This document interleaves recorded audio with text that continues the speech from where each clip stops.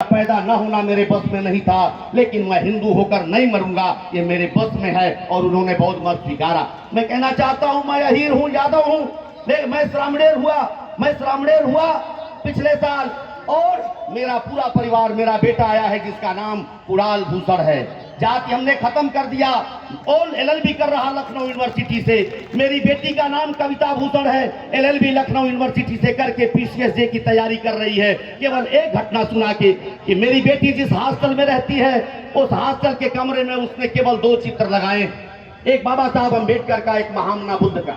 और इन दोनों चित्रों को देखकर एक पंजाब की वैश्य समाज की लड़की ने मेरी बेटी के साथ गाली गलौज किया, ये समझ करके कि मेरी बेटी एक विशेष समुदाय से आती होगी, और रो रही थी। मैंने कहा, सोचो बेटा, जब तुम्हारे साथ इस तरीके का भेदभाव है, तो सोचो इस देश के अंदर जो करोड़ों करोड़ की आबादी है, अनुसूचित जात की, अनुसूचित जनजाति की, दलित समाज की, उसके साथ किस तरीके का भेदभाव होता होगा।